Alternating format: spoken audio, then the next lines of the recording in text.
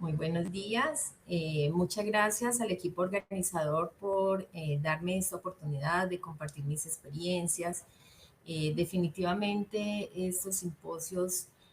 son la oportunidad para que nosotros como recurso humano de enfermería nos afiancemos en nuestras capacidades, afiancemos las habilidades y competencias que implican avanzar en lo personal, en lo profesional, pero también apoya, digamos, mucho en las instituciones a mejorar las competencias sobre las acciones que desarrolla el recurso humano. Entonces, pues muchas gracias a todos los que están conectados. Y mi presentación parte del interrogante de por qué tener un enfoque de seguridad clínica en la atención obstétrica. Y es posible que existan pues múltiples respuestas. Sin embargo, para mí una de las más importantes es garantizar la atención segura del binomio madre-hijo. Entonces, como podemos ver, hay un paquete de buenas prácticas para la seguridad del paciente en atención en salud que incluye esta garantía sobre la atención para estas madres y sus bebés. Y partimos de la resolución 3280 en la medida que es una resolución que está claramente definida, que marca una ruta integral de atención en salud y que desde el punto de vista de seguridad tenemos que ser preventivos. Y por eso en la seguridad clínica tiene mucho que ver todo este cuidado preconcepcional para identificar riesgos y para hacer en un momento dado pues los manejos que sean necesarios. Igualmente en el caso de la interrupción voluntaria del embarazo que propicia, digamos, esa posibilidad de esa decisión libre de las mujeres, pero que también nos va a evitar en un momento dado los abortos inseguros. Y así sucesivamente ir avanzando en todo ese proceso, digamos, de la gestación y ya cuando la mamá va a un control prenatal y se empiezan a desarrollar diferentes acciones encaminadas a protegerla, a resolver todas sus situaciones de salud que ameritan un manejo específico. Luego llega el parto, al puerperio y si se presenta una emergencia, estemos en capacidad institucional pues para responder a esa emergencia que involucra obviamente también al bebé en cuanto a sus riesgos y que posteriormente implica tener un seguimiento para dar continuidad en la atención y no desconocer nunca a la familia, que es la red de apoyo más importante. Y hacer las intervenciones correspondientes de acuerdo pues a las complicaciones que se puedan presentar. Igualmente esas rutas de atención integral pues nos marcan digamos unas pautas muy importantes para los diferentes ciclos de la vida y para mejorar la calidad de vida de las personas. Entonces existen diferentes herramientas, entre ellas los análisis de caso individual, como ocurre en los comités de vigilancia y como ocurre con la vigilancia en la morbilidad materna extremadamente grave, que se constituye pues en una oportunidad de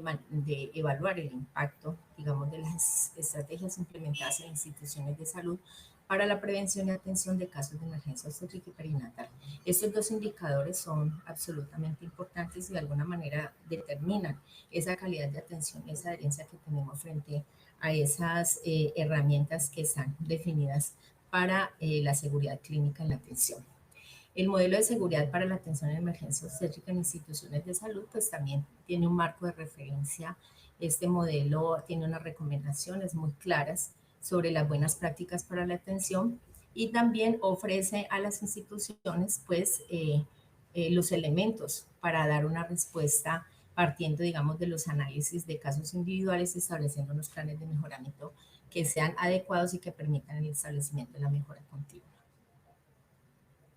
También este modelo incluye unas herramientas para fortalecer la seguridad clínica y entre ellas está la estrategia número 1 que se relaciona con la comunicación en el trabajo en equipo. El equipo debe actuar coherente con esas necesidades de las personas y la comunicación y la interrelación que ellos desarrollan para trabajar es fundamental. En el caso de enfermería, la comunicación en asa cerrada, que implica, pues, digamos, repetir esas órdenes médicas y frente a las acciones que vamos desarrollando en la atención cuando hay una emergencia. Los bundles, que son modelos mentales compartidos, ayudan, digamos, a tener esa recordación permanente y es uno de los más conocidos, el modelo de las 4Ts, en el caso de las intervenciones para hemorragia postparto y el código rojo. La lista de chequeo, implementar su uso, es una de las herramientas más importantes, pero que muchas veces le restamos importancia y debemos cada vez afianzar nuestra sensibilidad frente al uso de ellas, porque ellas nos permiten hacer, digamos, desarrollar unas acciones que están claramente definidas, por ejemplo, en un protocolo y que nos van a garantizar que no pasemos por alto alguno de estos pasos. Además, el ejercicio de la repetición también nos lleva a que mejoremos nuestro actuar frente a casos particulares. Entonces, las listas de chequeo, entre mis recomendaciones, pues no se puede convertir, digamos, en una tarea más o verlo, digamos, como una carga adicional, sino que tenemos que ser sensibles frente a su uso e importancia para garantizar esa seguridad. En la estrategia 3 está pues contar con unos protocolos específicos, en el caso pues de la atención del parto, aquí se relacionan unos muy importantes, contar con este tipo de algoritmos, pero lo más importante de los protocolos es que estén expeditos para la consulta del recurso humano, que sean conocidos por todos, que podamos evaluar en el recurso humano que efectivamente lo conocen y lo pueden aplicar y además evaluar posteriormente la adherencia y establecer planes de mejoramiento frente a las desviaciones que podamos encontrar en un momento dado. Conocer los medicamentos de alto riesgo que comúnmente utilizamos en el caso donde manejamos pacientes obstétricas es fundamental. Conocer su uso, su inicio de acción, su pico de acción y también frente a la toxicidad que se pueda presentar, cuáles son los signos que tenemos que estar evaluando, que nos puede estar indicando esa toxicidad y qué podemos hacer en un momento dado para revertirlo. Igualmente contar pues con todos los elementos que habilitación nos exige, como es el kit de emergencia obstétrica, para poder actuar frente a esas situaciones. El sistema de alertas tempranas, que implica tener unos registros que a través de un semáforo nos va a ir mostrando en qué riesgo, digamos, se encuentra la paciente y de acuerdo a la puntuación que tengamos, pues va a ser el grado de respuesta y va a ser el grado de mejoría o de empeoramiento que se puede dar en un momento dado. Y tenemos pues obviamente que saber interpretarlo y saber qué es lo que vamos a hacer frente a cada situación particular. Las simulaciones, que son ejercicios que se deben hacer en equipo y que son simulacros para atender con mayor seguridad las emergencias obstétricas, considerando pues todos los manejos, tratamientos y los protocolos pues que tenemos que aplicar en un momento dado. Esa estrategia de educación continua, como en lo que estamos el día de hoy, permite pues que el recurso humano afiance sus capacidades y es una estrategia mandatoria, digamos que relevante, en la medida que el recurso humano debe estar permanentemente actualizado y esa actualización también surge de todas las situaciones que se puedan ir presentando en un momento dado y que implican un refuerzo o fortalecimiento del recurso humano frente a unos temas específicos. Con relación a la estrategia número 6, pues la idea es que todos en las instituciones contemos con unos comités de seguridad del paciente que estén conformados por equipos de trabajo que analicen los indicadores y el cumplimiento de las estrategias de seguridad de acuerdo a los criterios específicos. Y muy importante partir de un sistema de registro y notificación de eventos adversos, los cuales deben ser analizados a través de la metodología de Londres, que nos proporciona, digamos, esos elementos para hacer un análisis específico, identificar todas esas acciones inseguras que se están ocurriendo y todas esas barreras que son el control que nos va a permitir minimizar la ocurrencia de esos eventos y en un momento dado también identificar cuáles son esas situaciones comunes que se están presentando para evitar que incluso esos eventos adversos se puedan constituir en un evento sentinela en un momento dado. Entonces, enfermería, pues, que es el actor principal que promueve el cuidado con calidad, realiza el mayor número de intervenciones a los pacientes, generalmente en ambientes, interacciones de tecnología compleja, hace que en un momento dado el riesgo de fallar se incremente. Y entonces, aquí tendríamos que afirmar que sin seguridad no hay cuidado y viceversa. Entonces es el profesional de enfermería quien debe buscar de manera incansable los mecanismos que garanticen que su cuidado sea lo menos nocivo posible. Y allí pues nos toca trabajar en mantener una cultura de seguridad del paciente en enfermería, y esa seguridad está implícita en el acto de cuidar. Entonces, para la enfermería, conocida como la ciencia del arte de cuidar a seres humanos, la seguridad es transversal e intrínseca, de modo tal que la calidad del cuidado implica y expresa la seguridad del paciente. Entonces, una mejor experiencia de cuidado supone mayor conocimiento de la dinámica del área, de sus procesos, de mayores habilidades y destrezas en los procedimientos, y que se traduce en menores riesgos de cometer errores y con ello menor probabilidad de eventos adversos. Entonces, Patricia Benner, que es una investigadora en enfermería, manifiesta que los enfermeros expertos tienen un enorme transformo de experiencia, una intuitiva comprensión de cada situación y visión general de ella, que demuestran dominio clínico, asimilan el saber práctico y prevén lo inesperado. Pero también ella plantea una diferencia, y es que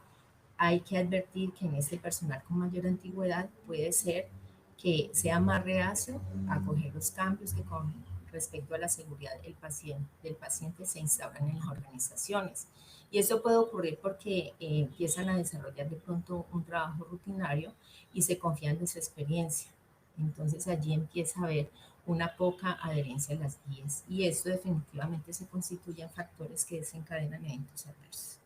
Pero yo quisiera como que no nos centráramos, digamos, no nos encasilláramos en ese tema de si el personal es nuevo o el personal es antiguo, sino que más bien nosotros deberíamos como enfermeros pensar que siempre todos tenemos la obligación y la responsabilidad de estarnos actualizando, de, digamos, tener una perspectiva amplia de lo que implica la seguridad clínica en las personas, y en esa medida nosotros actuar y ser coherentes con ellos. Entonces, miren que hay muchos estudios, por ejemplo, el estudio IVEAS, que evaluó la prevalencia de eventos adversos en 5 países de Latinoamérica, devela aquellos que tienen que ver con enfermería como eventos relacionados con el cuidado, y en los que se contemplan no solo las úlceras por presión, sino también los asociados a la medicación y a las infecciones asociadas por la atención, si ustedes ven el porcentaje es bastante alto. Adicionalmente se encontró que el 61.2% de esos eventos llevó a un aumento en la estancia injustificada de 10.4 días, siendo el 65% de los mismos considerados eventos evitables.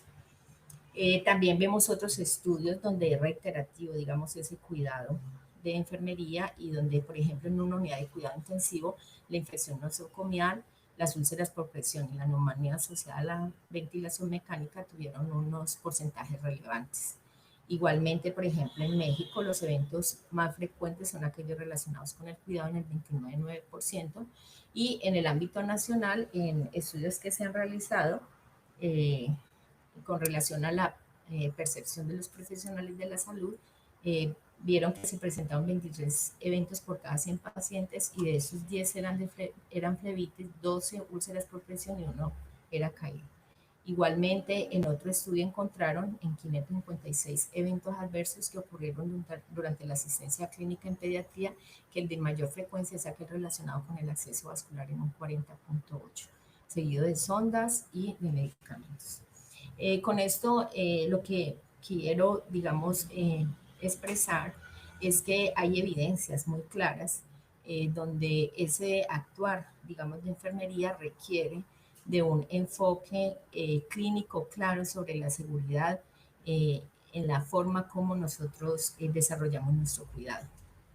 Y también pues quise como plantear esta pregunta de por qué es tan difícil hablar sobre preocupaciones o dudas acerca de la seguridad en el contexto de la atención. Y aquí surgen, digamos, de alguna manera unas respuestas que pueden corresponder y que se relacionan sobre todo con la cultura típica de la atención sanitaria, que hace que sea difícil hablar. Y eso tiene mucho que ver con la naturaleza jerárquica. Entonces, ¿en qué lugar estoy ubicada dentro de mi rol de enfermería? Además que la atención sanitaria ha sido tradicionalmente una cultura de expertos a título individual, entonces nos cuesta trabajar en equipo, nos cuesta muchas veces comprender, ser sensibles también frente a lo que el otro está viviendo y en lugar, digamos, de entrar en un esquema de crítica, más bien deberíamos trabajar todos articuladamente para manejar esa comunicación y considerar que la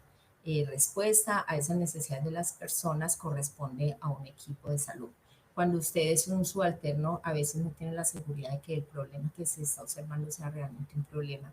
Y también puede pasar que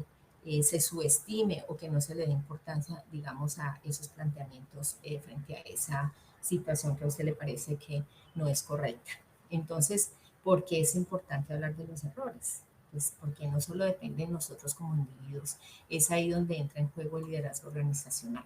Entonces, en los hospitales con un fuerte enfoque en la seguridad, los trabajadores, independientemente de su rango, se sienten cómodos hablando abiertamente de los errores y preocupaciones. Además, se debe estar dispuesto a abogar por los pacientes, ya que es un acto de responsabilidad y es el deber ser, hablar asertivamente cuando usted cree que algo que está mal con un paciente, pues debe resolverse, analizarse o mejorarse. ¿Qué podemos hacer en la enfermería para asumir el cuidado en el contexto de la seguridad clínica? Pues lo primero es gestionar el cuidado creando una cultura de seguridad del paciente, donde cada trabajador en cada nivel de la organización debe dar prioridad a la seguridad. Promover actitudes, competencias y patrones de comportamiento individuales y grupales que determinen el compromiso, el estilo y el desempeño de la institución. También promover un ambiente organizacional donde prevalezca asumir valores y principios, prestar especial atención en los eventos adversos relacionados con el cuidado de enfermería, identificar riesgos para aplicar escalas de riesgo, apropiar guías y listas de chequeo. Entonces los enfermeros debemos trabajar articulados, adoptando los recursos disponibles en las políticas de seguridad y humanización de la institución. Pero digamos que se constituye, digamos, en una necesidad en un momento dado, pues la creación de una cultura de la mejora en el servicio. Y para esto es importante tener en cuenta esa premisa, y es que para lograr una mejora hay que realizar cambios, pero no todos los cambios resultan en una mejora.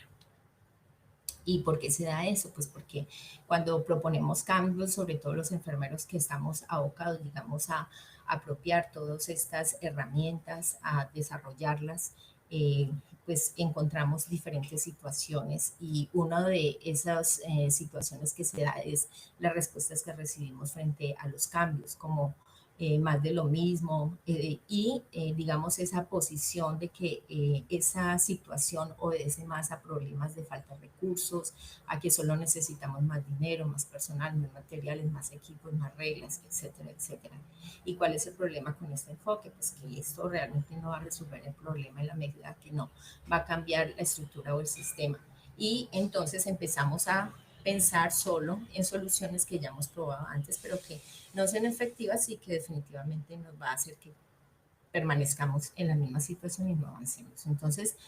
considerar que hay cambios que son reactivos y que hay cambios fundamentales. Esos cambios reactivos son del primer orden y generalmente son reacciones inmediatas a problemas que no generan cambios en el sistema, que son a corto plazo y que digamos son como esos cambios del día a día, esos cambios de apagar incendios en el día a día. Sin embargo, los cambios más importantes son los de segundo orden, que son fundamentales y que puede tratarse de un nuevo sistema que implica cambios en el trabajo, también cambios que van más allá de solución de problemas y sobre todo que son cambios que a largo plazo pues permiten una creación de cultura. Entonces también la invitación es pues a no caer en ese síndrome de la utopía, de pensar que necesitamos grandísimos proyectos para generar cambios o sencillamente que no, definitivamente no podríamos hacer nada porque no hay oportunidades ni tenemos la forma. Entonces recordar que lo perfecto es enemigo de lo bueno y que podremos explorar y utilizar diferentes teorías de cambios que parten de diagnosticar el proceso de situación, que nos invita a hacer hipótesis permanentemente y a crear mejores cambios. Entonces, podríamos partir de generar ideas de cambios y eso representa que reconozcamos muy bien el problema o la situación, que tengamos un enfoque claro. Por ejemplo, si vamos a hablar de seguridad clínica, pues tenemos que tener el enfoque claro de qué es lo que necesitamos, cuál es la magnitud del problema y contar de pronto con unos indicadores o unas líneas de base que nos permitan proyectarnos hacia dónde vamos, por qué esa situación representa un problema y cuál es la meta que nosotros queremos alcanzar al establecer ese cambio. Entonces, en la medida que nosotros tengamos un equipo de mejoramiento, que reconozcamos la situación actual, que ese equipo de mejoramiento tenga las mismas motivaciones e intereses por resolver esa situación actual, podemos utilizar diferentes herramientas, por ejemplo, como la espina de pescado, que nos va a permitir identificar a través de diferentes eh, categorías cuáles son las situaciones particulares, definir, digamos, priorizarlas, organizarlas por categorías, definir cuál es la idea de cambio que queremos priorizar e iniciar ciclos que los ciclos de mejoramiento implican el planear, el hacer, el evaluar y el actuar. Y empezar a correr estos ciclos, hacer predicciones sobre estos cambios y esas predicciones pues pueden ser positivas o negativas, pero aquí lo más importante es diseñar pruebas de cambio para validar esas teorías y mejorar esa idea de cambio con base en esas pruebas. Es decir, que uno empieza a hacer pruebas sobre esos cambios y en la medida que empecemos a hacer esas pruebas bajo diferentes circunstancias, pues vamos a mirar qué de eso vamos a poder establecer. Entonces, la invitación es a establecer esos cambios a pequeña escala, ir desarrollando esos cambios, hacer predicciones, probar varias veces estos cambios bajo diferentes circunstancias y en la medida que estos cambios, digamos, se van adoptando, pues los podemos institucionar y eso es lo que nos va a llevar a sostener las mejoras y a escalar esos cambios. Entonces, los cambios fundamentales nos ayudan, pues, a crear un nuevo sistema de desempeño frente a la seguridad clínica, a diseñar o rediseñar un sistema, son necesarios para mejorar más allá los problemas del día a día, generan cambios del sistema de una manera medible y visible. Entonces, pues la invitación es que en la medida que vamos haciendo el cambio, vamos registrando de acuerdo a las acciones que venimos desarrollando, cuáles son las que generan impacto y mirar esas diferencias de acuerdo a las medidas que se van dando o a esas tendencias, digamos, que vamos teniendo en el indicador y que nos van acercando, digamos, a esa meta que nos propusimos inicialmente y el impacto, digamos, que va a ir generando a largo plazo. Bueno, muchas gracias. Quería pues ya para finalizar y digamos como en respuesta a ese interrogante inicial, decirles que esos cambios son posibles, que no debemos perder la esperanza, que no debemos pensar que necesitamos grandes proyectos para poder generar estos cambios y que definitivamente la seguridad clínica implica un equipo de personas muy responsables, conocedoras de esta normatividad y aplicarla, apropiarla. Entonces, eh, muchos de nosotros estamos en diferentes momentos, hemos tenido diferentes experiencias. Sin embargo, yo les cuento que desde mi experiencia se pueden lograr muchas cosas y las instituciones pueden avanzar y la atención se va a ver reflejada y la satisfacción también de nuestras madres y la seguridad para la atención de ellas, sus bebés y sus familias, pues que es también nuestra razón de ser, se van a ver muy beneficiadas. Muchas gracias.